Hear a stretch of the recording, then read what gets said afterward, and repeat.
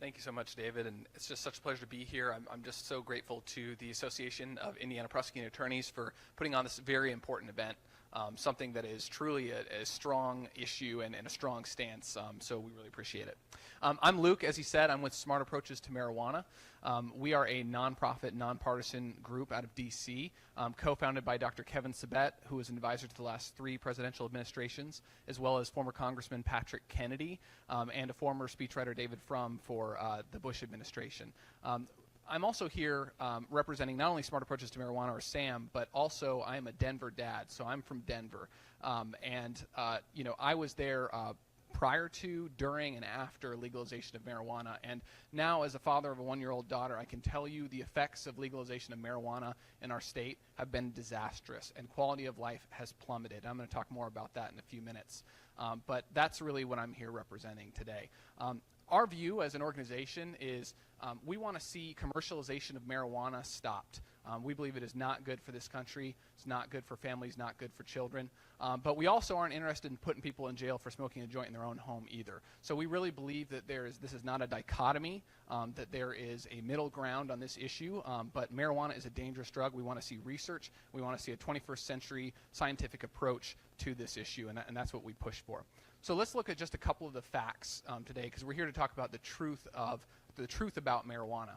So some of the facts coming out of the legalized states so far. We're seeing traffic fatalities skyrocket. In the state of Washington, right after legalization, we saw their traffic fatalities due to marijuana-related issues more than double. In Colorado, traffic fatalities related to marijuana significantly increased, and we're seeing this trend continue to go up.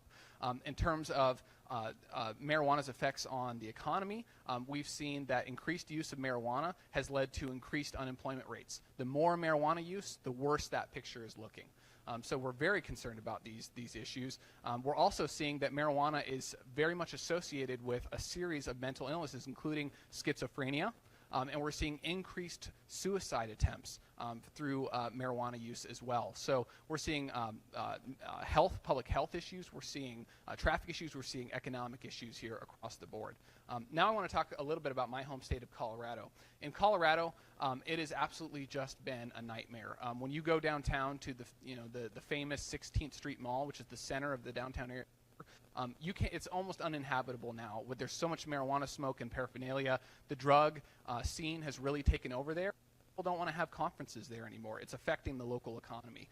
My wife and I used to love to take our daughter, our 1.5-year-old almost now daughter, on walks downtown. We can't do that anymore because it simply is too risky and dangerous, and we don't want her to be covered in a cloud of weed, as what happens on pretty much any time we go down there now. We've also seen in Colorado that the state is becoming has become the #1 youth marijuana use state in the country. And I'm telling you, as a dad and as a former citizen of Colorado, I am not proud of that. And I don't want to see that happen in Indiana. I don't want to see that happen anywhere in this country. We should not be known for youth use of marijuana. Let's just be real. Legalization of marijuana is not about taking care of our kids. It's about a profit-hungry industry of men in suits, not Woodstock hippies with joints. We're talking about men in suits trying to drive a profit and revenue. And they're pushing high THC products. They're pushing pot edibles. They're pushing gummies, ice creams with 98% THC.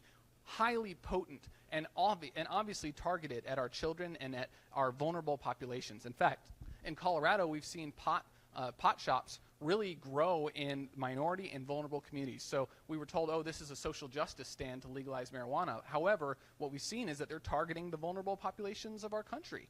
And that is absolutely not a stand for social justice. In fact, the most sure thing we could do to stand for social justice would be to stand against the spread of marijuana and commercialization.